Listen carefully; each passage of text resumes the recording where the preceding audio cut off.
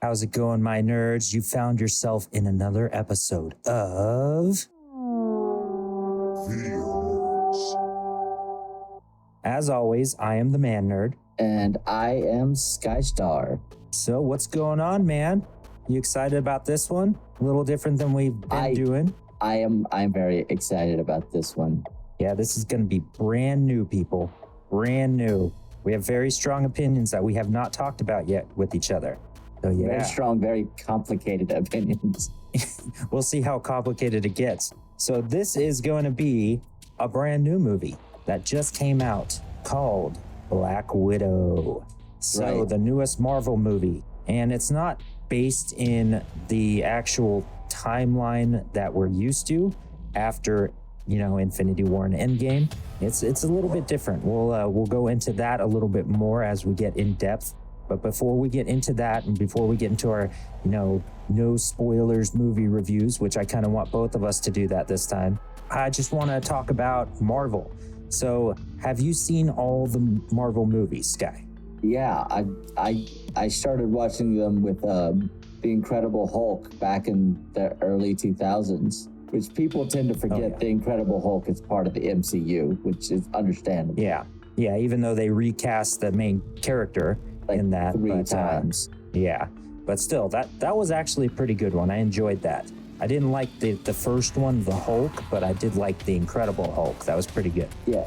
So there's been so many Marvel movies. We'll just compare real quick to the two universes, not the movie universes, because there's no comparison there in my opinion, but DC and Marvel, the comic universes. What do you like the best? Do you like Marvel? Do you like DC? Do you like both equally? That is a hard call. So really what it comes down to is when it comes to the movies, I definitely like Marvel better than DC. DC's kind of been Hands a down. disappointment in the movie department. When it comes to like the cartoons or like the TV shows, DC is kind of the runaway giant on that. They definitely are, yeah. The comics are a little more complicated. There's so much to each universe there. Yeah. What do you like about the heroes and villains of DC compared to Marvel? Oh, everything in DC is larger than life. Like even their human characters are still larger than life. And that's good. Like, there's nothing wrong with that. I enjoy that. But like, they're all like that, and that can make them hard to relate to. Like, even their really human characters are like that. Whereas Marvel, even their most larger than life character is still very human. They're still relatable. Yeah, you do have a point to that. That's the biggest difference for me. Yeah, I like DC because of that, because they're, larger than life. I like the characters that are like you like to say, quintessential superhero. They are like the basis of what I, grew up with, Superman and the Flash. The Flash is one of my favorites. But you're right. They have these grand stories where they've always just been so great. And then Marvel is more like, the human aspect of it, the dark side, or them growing into a hero or something like that. Yeah. With DC, their most relatable character, oddly enough, is Superman. And that's because that only happened because of Smallville. I hate Smallville. Oh, man. See, that's where we differ. I loved Smallville. It was not, nowhere near the comics or anything like that, but I loved it. I thought it was so much fun. Smallville is a good show. I hate on it because my sisters love it and they watched it all the time and I could not escape it. Oh man, you can't get me away from that show. That show was awesome.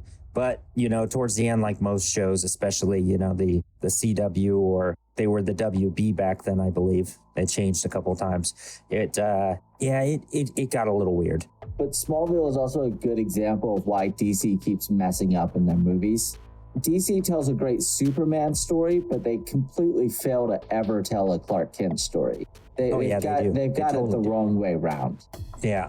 Well, I think I know we're getting off the movie subject here. Yeah. This is going to be a longer one than we expect, of course. Sorry. Oh, it's all good. I'm so into superheroes. We got to do this. So you're talking about Clark Kent. I think they're trying to fix that a little bit with that new series on the CW, Superman and Lois, because you get more of an aspect of who he is as a person and a dad, and then who Lois Lane is as a mom, and then all of that. So I think they're trying to bring that aspect into their shows right now. Yeah, which I haven't gotten to see any of that, so please don't spoil it for me. Oh, I won't. It's actually pretty good. Like the first episode, it's like it has some epic moments. Like, all right, that's Superman, awesome. And you get to see him and Lois previously in Supergirl, and then some crossover stuff with all the CW shows previously. But you know, it's pretty good. I think I like that guy as Superman, who they chose. Yeah. I like Henry Cavill as Superman personally. I like him as Superman a lot, but I think the movies he was in as Superman, it just wasn't Superman to me. Yeah, but that's didn't felt like Superman. It felt more like that was a writer problem than like character problem. He could have been such a great. Now we're not even in the right universe. We're not even in the right universe. Let's get into the correct universe, please. Okay, let's backtrack. So let's go into a no spoilers movie review before we get into the spoilers. So why don't you go for it, and then I'll go after you. So Black Widow, the movie, is set up immediately following Civil War. Or is it preceding Civil War? I'm not 100% It's sure. right after. Okay, so it's right after Civil War. And you get to see what happens with Natasha Romanoff up before Infinity War and what she was doing during that time period. You also, and this made me very happy. I don't know how you felt about it. You finally get some tidbits about what exactly happened between her and Clint. And I forget. My brain just blanked. Well, it was just basically her story getting into S.H.I.E.L.D., which they never really showed. Yeah. In the movies. They just talked about it. Yeah, no, so in the first Avengers, when she's fighting alongside the other Avengers on the ground, and it's her and Clint Barton back to back, like they have this little throwaway moment where she's like, it's just like blank. And he's like, you and I remember that very differently. And I can't remember what it was. I'm pretty sure they said Budapest. I'm pretty sure they said Budapest. Yes. Yep. My brain just completely blanked on it, but you finally actually get an idea of what happened in Budapest. Like, it's just this moment that everyone has always, at least I've been like, what exactly happened in Budapest? Because they keep bringing it up. Like, it's this throwaway thing that keeps coming up in the background of the movies. And I keep wanting to know the answer. Like, what happened? And Me too. I felt the same way. You finally get some.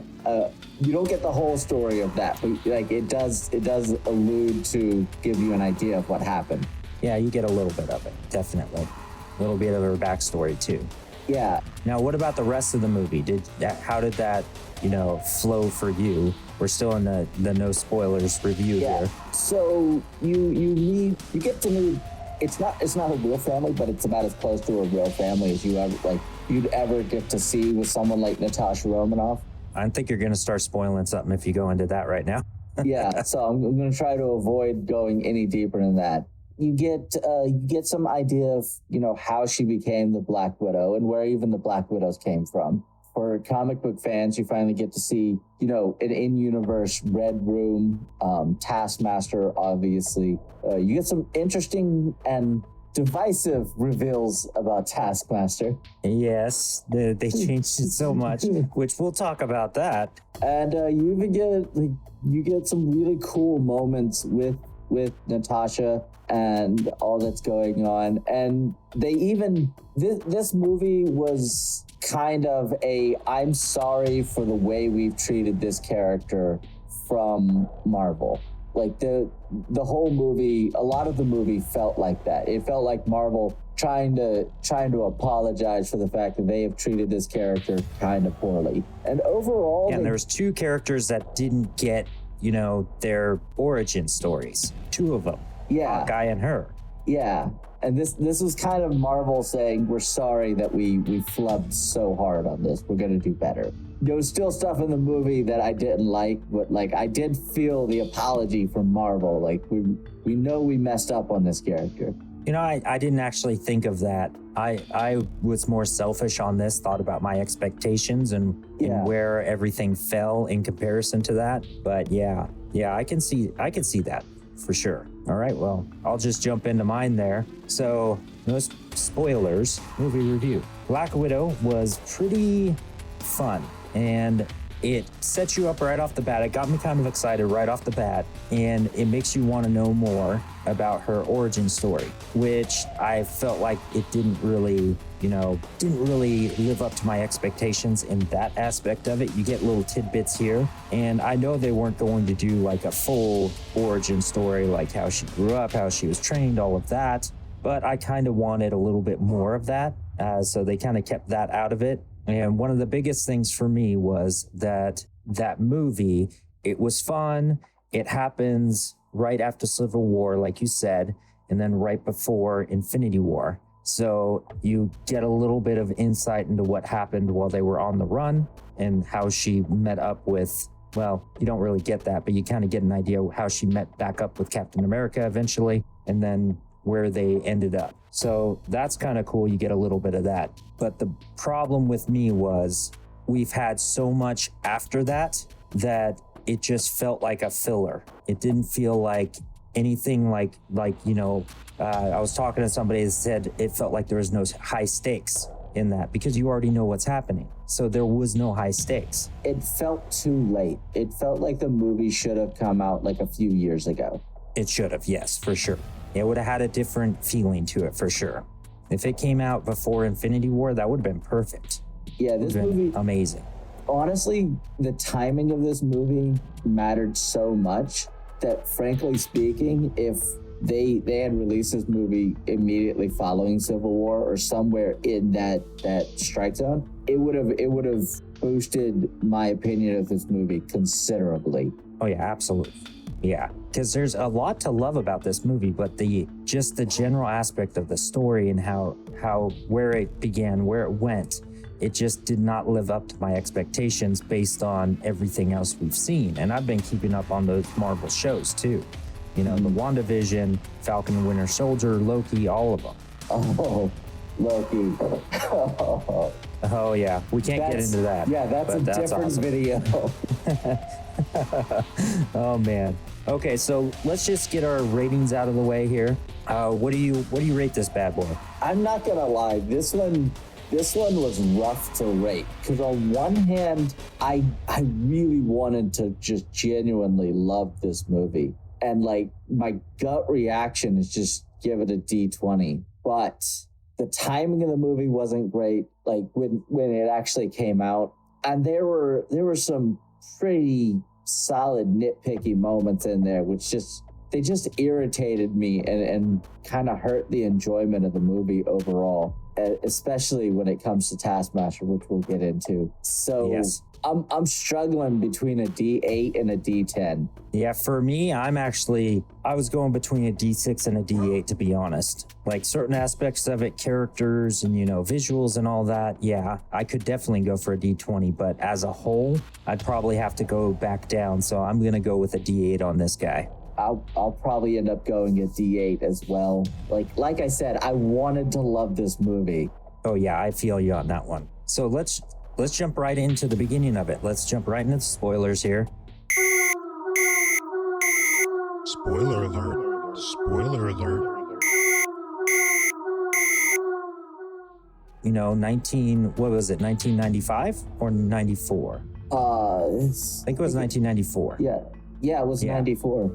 Yep. So you jump into Natasha Romanoff as a little girl in a suburb in America. And, I loved the cinematography on that. It just looked so cool. It's so inviting, living in the US, it's one of those things brings me back to being a kid. It's like, man, that's awesome. That makes you feel like, it's home almost. They did a really good job with that 90s nostalgia feel. Yeah. Not just with the cinematography, but the props were solid too.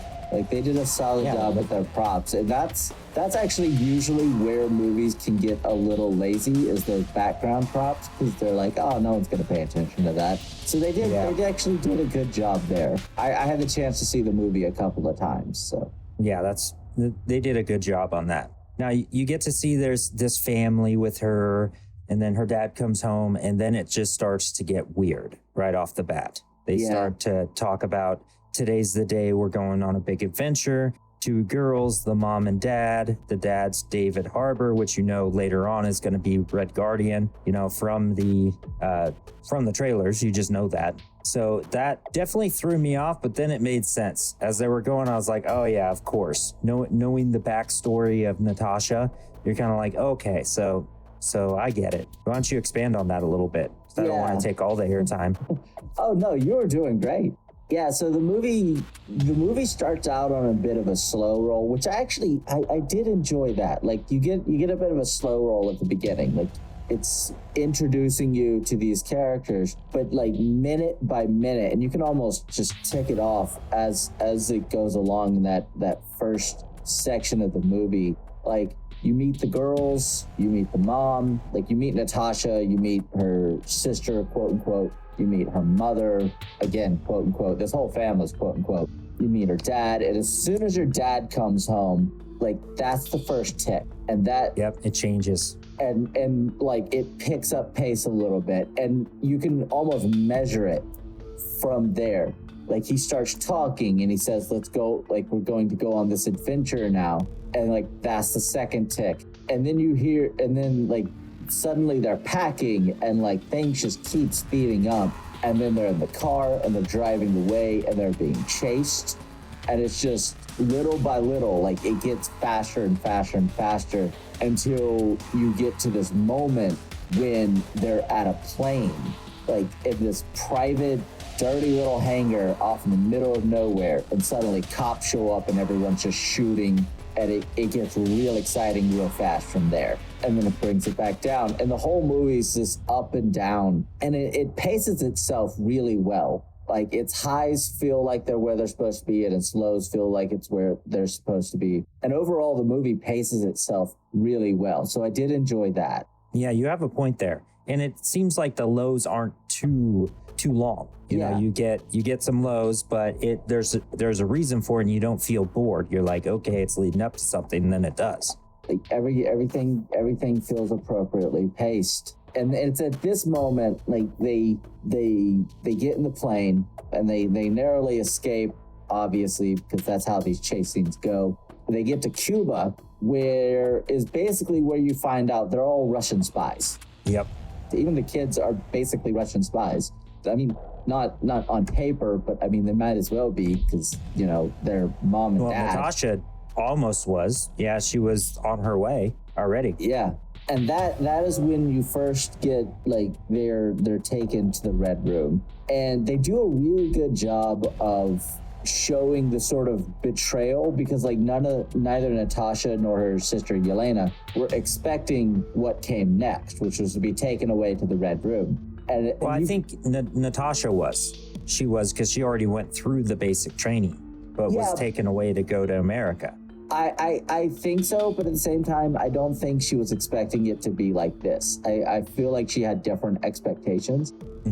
Because like she steals a guard's gun and tries to protect her little sister, because she immediately senses something about what she was told is wrong, and this situation is off. Well, I think it was in that situation, in my view of it, I think that was more like, her getting to see what a real family was like, even though it was fake. She knew it was fake, but she held on to it and she wanted it to be real. Kind of like what her sister says later on in the movie, it was real to me, but she says it wasn't. Natasha says that, but it was to her, and she wanted it so bad. And that really played a part in her, defection to the US, to SHIELD. So I think that was a big part of that. Then after that, you get the obligatory montage. Oh, let's talk about that. Holy crap. I got so pissed off. You get this montage of what it was like in the Red Room. Like, you don't get, like, no one picture you get is complete, but like just the pieces you get.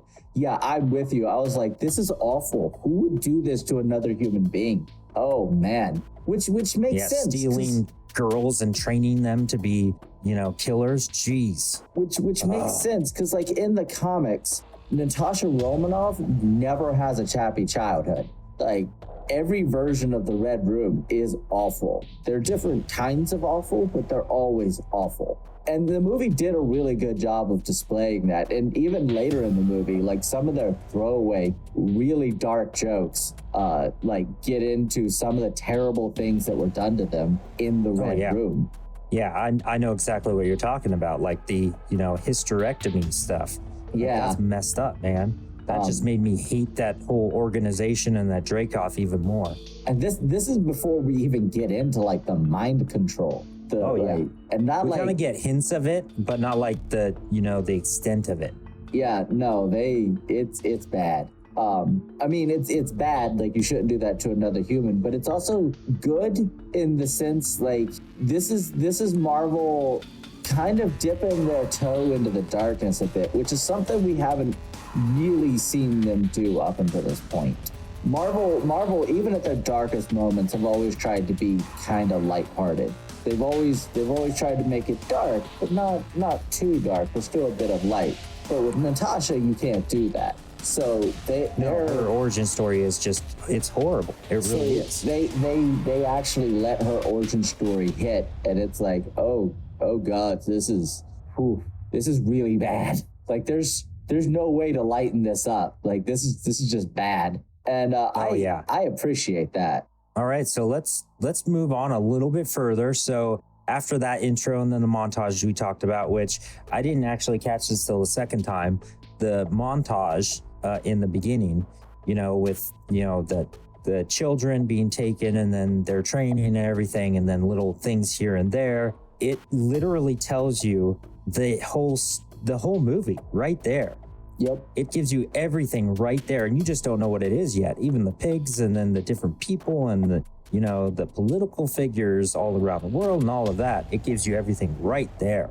Yeah, which is a thing Marvel is kind of known for. Like, they will put their setup right in front of your face, and you won't notice till the second time you watch. Yeah. Or they'll put like giant billboard size hints in a movie that you won't realize what that's talking about until 3 movies later, and then you're like, oh, that's okay. They were planning this obviously way back there. Yeah, that's kind of cool that they do that. It gives you a little bit something more to look forward to the second time around, or later on when you go back to it. So moving on past the montage here, so it goes straight into present day for her, not like present day, not post Endgame, because we know how that happened, how that all worked out for her. But anyway, moving on from that, present day after Civil War, when she was on the run, when Natasha, Black Widow, was on the run.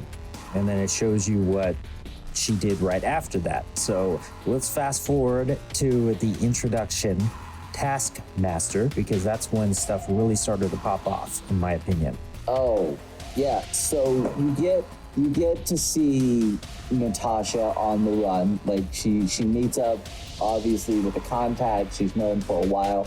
It's very clear, like, they have a relationship with each other, and he gives her some new identities, and then after a little while later, in comes Taskmaster, and it's very clear from the get-go. I did like this, but this is the one really great moment with Taskmaster, but it's also kind of when Taskmaster fell off. Taskmaster is clearly from the get-go a legitimate threat to Black Widow. Like, she has a Absolutely. really rough time fighting Taskmaster.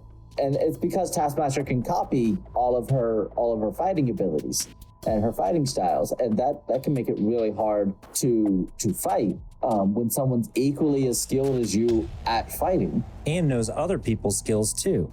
Yeah, to boot. Like, Taskmaster's clearly using like the Captain America shield throw. You see that, and like that, it's hard to fight someone who's just as good as you at fighting and wearing, like full body armor and launching rockets from a quarter mile away. We'll not talk about that. That just happens. Yeah, that's just a thing that happens. Natasha escapes and kind of floats down the river, dredges up somewhere. And this is, we kind of skipped over Yelena here because you get to meet Yelena, Natasha's sister. Yeah, and you know she's the sister from the trailers, but you don't necessarily you don't know yet. Yeah. And in that scene, you actually find out that you get to meet Yelena and a few of the other Black Widows in the current Red Room, and you find out that she is being mind controlled in a really awful way, and she discovers a way to break the mind control. In a very awful way. Yeah, in a very awful way. When she kills another Black Widow that is trying to save them from mind control and exposes her to that red gas. So, yeah, and then she comes to and she's like, oh crap, what did I do? And then goes on the run. So that's a pretty quick thing that happens. Just for the record, in case anyone's wondering, in an awful way is going to be kind of like a theme for a lot of this. Because there's a lot of awful things. But they make light of it too. It's kind of weird. Yeah, like it is. They make funny but really dark jokes. Like, they're funny jokes, but they're really dark. Like, if you think about any of the humor in this movie for more than like 3 seconds, you're like, oh, that's really awful. Yeah, it's awful. That's the theme of the movie. So I think at this point, it would probably be good to like just fast track through the main events of the movie, and then we'll go back to certain things we want to talk about, just so we, get the main themes, don't miss something, and then we can go back to the certain things. So moving on story-wise, you find out there's mind control, and then there's a way to negate that with that red gas. And then Yelena sends that gas to Natasha, and then that's why she's hunted by Taskmaster. So from there, they come together and they're fighting, which that was kind of cool. I like their fight because they're kind of equally skilled because they were trained the same way. Mm-hmm. So that was fun. And then you start to get the little tidbits from Natasha's past, like you were talking about, when she was with Hawkeye in that safe house. Yeah. First little tidbit there about the not bullet holes or arrow holes in the wall. Yeah. And then from there, they go into this big thing where they're on the run, and then they want to find the Red Room, take care of it, shut it down, kill Dreykov, because he should have already been dead, because Natasha supposedly killed him when she was leaving the Red Room to join S.H.I.E.L.D. Yeah. You can go from there. Oh, yeah. That is a mess. I did enjoy that they gave us that little moment, but you also find out how she joined S.H.I.E.L.D., which actually I'll get to in a minute. Anyway, so after they leave that room, they go on the run, and their plan is to break their dad out of prison. And in the meantime, she tells her sister how she thought she had killed Dreykov. And this is, again, in an awful way, by using Dreykov's own daughter as bait to figure out like which room Dreykov was in and confirm that he was actually there. And then she kind of blew up the entire floor that Dreykov was on. So, and that's what one of her darkest things of her past, because before she was kind of controlled to assassinate people, but this was her decision. Yeah. Also, that's what happened in Budapest. Like, yes. I feel like there is more to that story, but like that's the main point. Yeah, that is the main point. I'm hoping with the Hawkeye stuff that Disney is going to be releasing, they'll expand on what exactly went down. I'm sure they will a little bit. Yeah, because he'll have to explain, especially with the after credit scene that we saw. So you finally get to meet present day the Red Guardian in prison. because it turns out working for Russian spies is, well, they're not very trustworthy because, you know, spies, like, I don't... Yeah. And no loose ends, and they can't kill him because he's basically like Captain America. Yeah, it's very political. Like, the reason they can't kill him makes sense because it is very political, but it's still like, really? You just... Yeah. But you meet him, he's in prison, he's not having a great time. And the girls go there and they get a helicopter and bust him out while causing an avalanche. So, you know, if you think about that too hard, then you realize they sort of murdered everyone in that prison. Well, yes, actually. You're right. They did bury them. They buried it under a literal mountain of snow. Like, we'll say they get dug out. They get rescuers, they get dug out. It's a happy ending there. I mean, if it makes you feel better to believe that, sure. Which I actually really liked that scene. It was a good action scene, watching them break their dad out of prison like that. It was fun. Yeah, that was pretty exciting. And you just get to see how freaking strong he is. Yeah. He like kicked down a metal door like nothing. It was like almost like a vault door. He is a beast. But he's an oaf too. He is such an oaf, and it's so awesome. I liked his character in that. And an idiot. And he is horribly flawed as a person, which is kind of the point. Like, he's not just an idiot, he's not a good person, which the movie doesn't even bother trying to portray him as a good person. Yeah, but you kind of get the feeling that he wants to be good and kind of has a good heart, but he's just so stupid that he can't. He makes really bad choices. Well, like, it's not just that. I mean, consider the society, the culture he grew up with. I mean, when you first meet him, you find out he's a spy. That career path is not exactly conducive to being, you know, a good person, like a morally and ethically upstanding individual. Like, sorry, that ship sank when you chose that career path.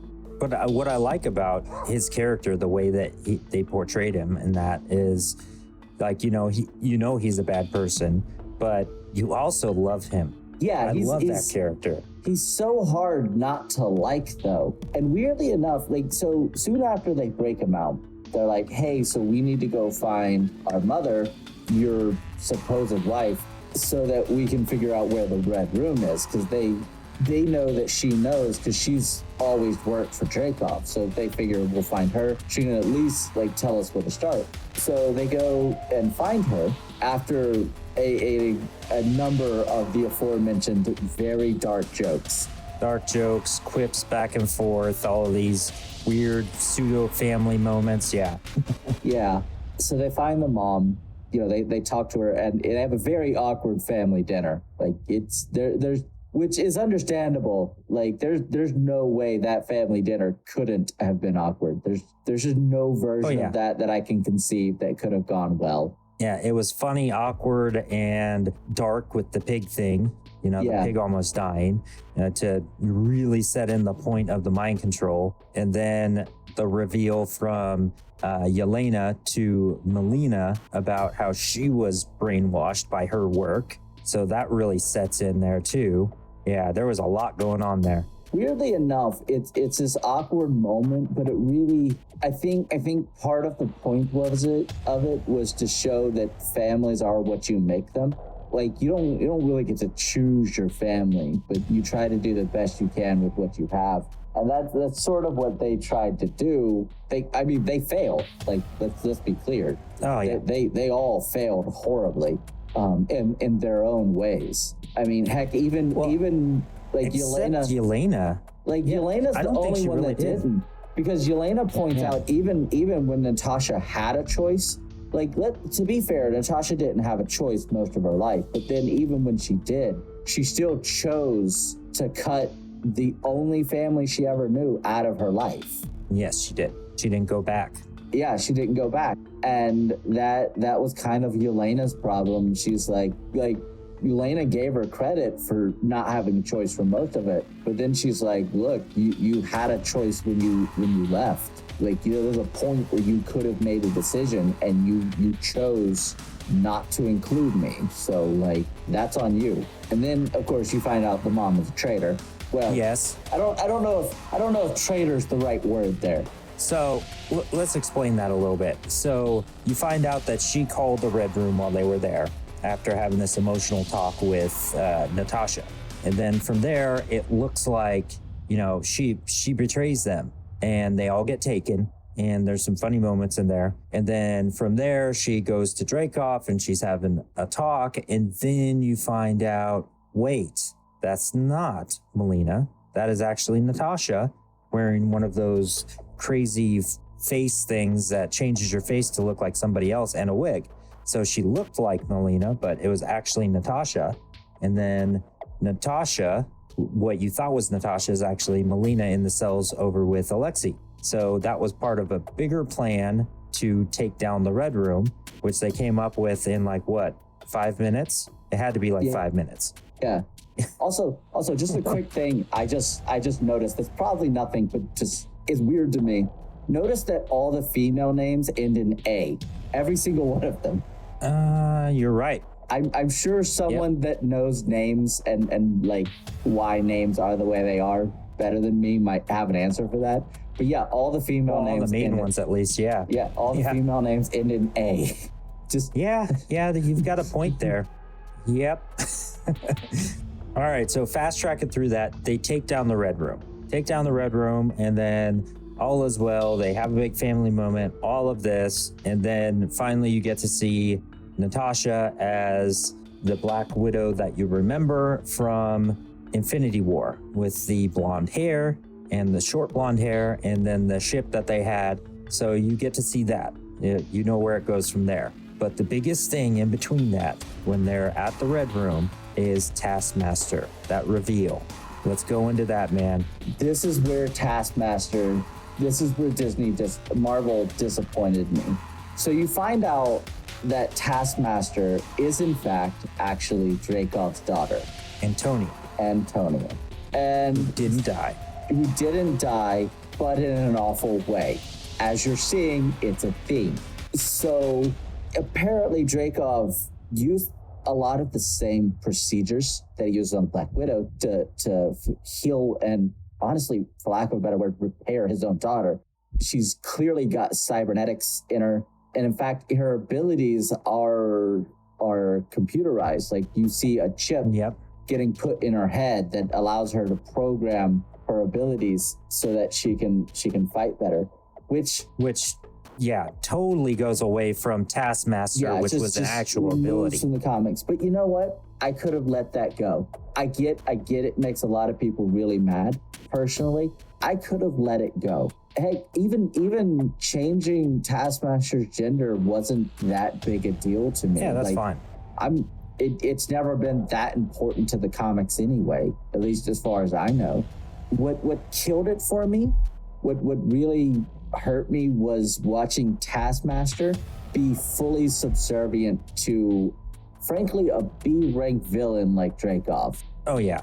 He's not even a villain in my eyes. I hated him because of what he did to children and all of this stuff, and even the pheromones thing. And then he tries to fake slap Natasha. I hated the guy, but he was never a threat in my eyes. Yeah, he was never an actual threat. Taskmaster has always been a much bigger threat than Dreykov ever could hope to be.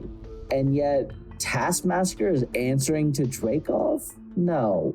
I don't care what kind of mind control nonsense you're putting in there. Just, I'm sorry. Maybe they're doing it this way, where Taskmaster finally has her own, will now. So she can become Taskmaster from this moment on. The problem with that is it makes Taskmaster sympathetic. Taskmaster's just a bad guy. Like, he's a mercenary.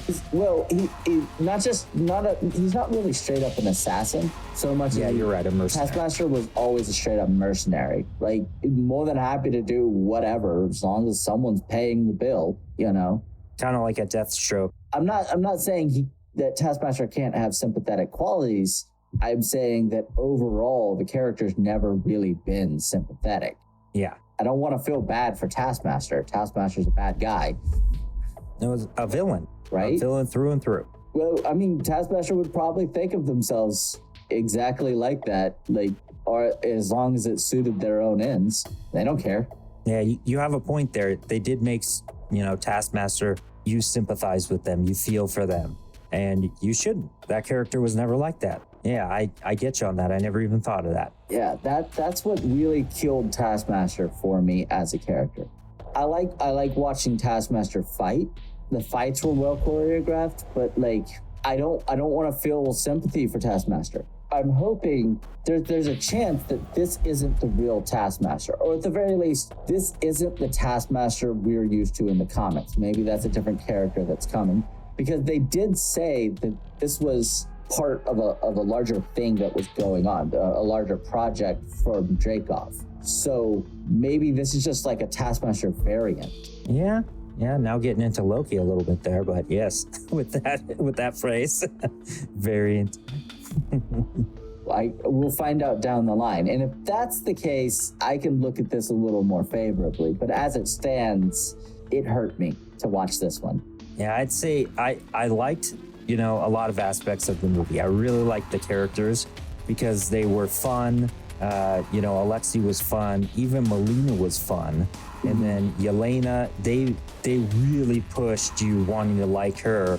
She was probably the funniest one of them all, probably on purpose, because I have a feeling that they're going to make her into the next Black Widow, probably. But she was really funny, especially when she's mocking her sister about being a poser. Yep. And then she does that pose later, and she goes, gross. Then she does it, and she catches herself, and she's like, what have I done? Yeah, she had some really good lines in that. It makes you really like her right off the bat. Which, if they plan on carrying her forward, is a good thing. Like you want to like the character, and Marvel will want you to like the character. Yeah, and that's probably what they're going for there. They have to be, because setting it up and with that extra scene at the end with I forget her name, the lady from the end of Falcon and the Winter Soldier that recruited the U.S. agent, the kind of the evil Captain America. Oh, yeah. She told Yelena that Hawkeye is the one that was responsible for Natasha's death. So that's going to bleed into Hawkeye for sure, that series. Yeah, which I'm kind of interested in how that's going to... I hope Yelena's smarter than that, but we'll see. Yeah, we'll see. I think she's going to go for it because she's trained, she's going to go for the revenge there.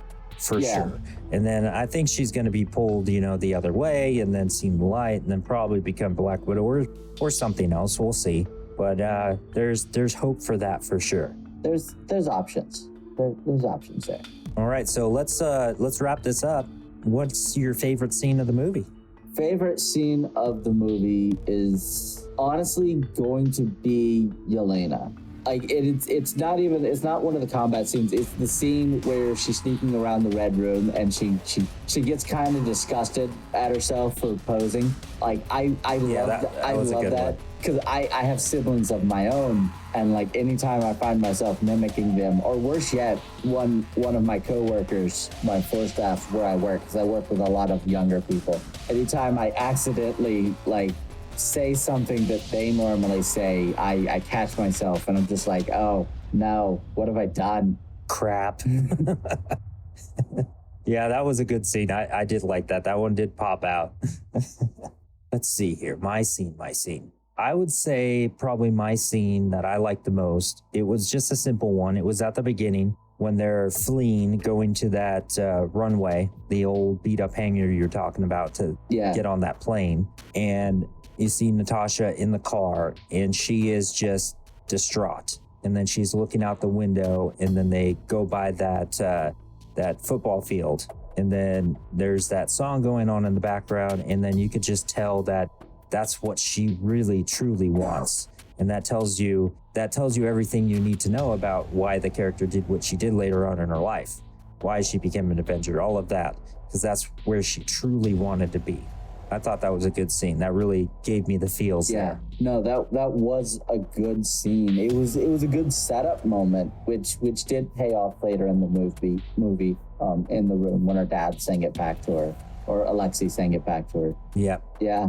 All right. Well, we're moving on from this one. We we liked the movie, but it just didn't meet our expectations when it comes down to it. There was a lot of things that they could have done better, they could have done sooner, and with everything that's gone on since, you know, in the storyline, since they went backwards, it doesn't really have that feel that you really wanted to.